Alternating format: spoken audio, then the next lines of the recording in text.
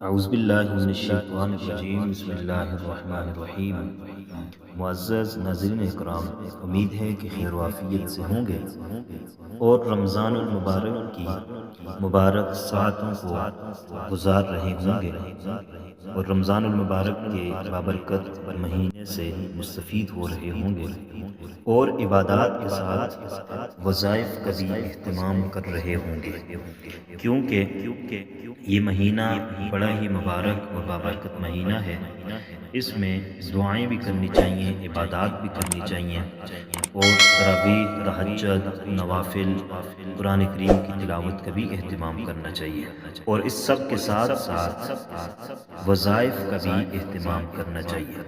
تو آج ایک نئے وظیفے کے ساتھ آپ کی خدمت میں حاضر ہوا ہوں۔ معزز ناظرین اکرام، رمضان المبارک میں ہر شخص سحری کے لیے اٹھتا ہے اور وہ سحری کرتا ہے۔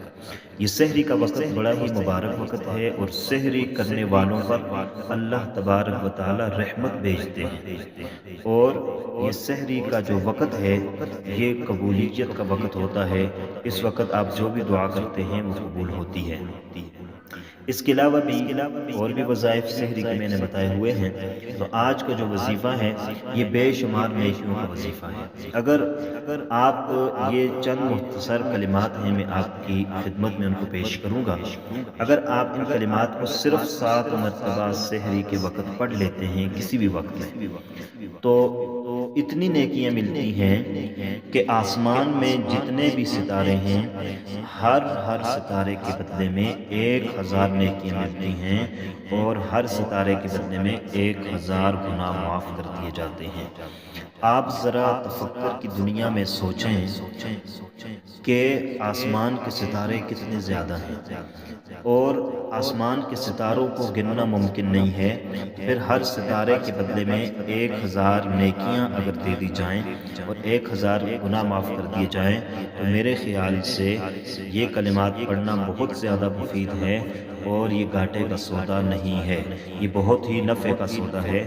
اس لیے میرے جو بھی دوست، جو بھی بھائی، جو بھی بہن میری اس ویڈیو کو دیکھ رہا ہے، تو وہ اس سحری کے اس انمول وظیفے کو ضرور کرے، کیونکہ یہ نیکیاں کمانے کا مہینہ ہے، نیکیاں کمانے کا سیزن ہے، اور پھر رمضان المبارک کے مقدس مہینے میں اگر یہ سحری کے وقت عمل کر لیا جائے تو اس قدر نیکیاں ملتی ہیں کہ شمار کرنا ممکن نہیں ہوتا۔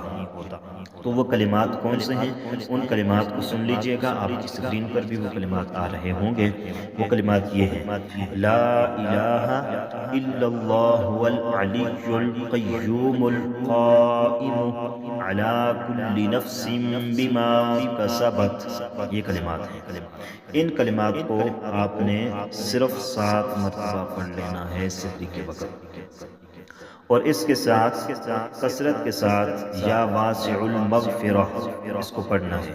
اگر آپ یا واسع المغفرہ کو پڑھیں گے تو اس کی وجہ سے بھی آپ کے گناہ معاف کر دیے جائیں گے۔ تو دوستو، آج کا یہ وظیفہ آپ کی خدمت میں لے کر حاضر ہوا تھا۔ انشاءاللہ العزیز نئے وظیفوں کے ساتھ آپ کی خدمت میں حاضر ہوتے رہیں گے۔ امید ہے آپ ہمارے چینل کو ضرور سبسکرائب کر لیں گے۔ اللہ حافظ۔ السلام علیکم ورحمۃ اللہ وبرکاتہ۔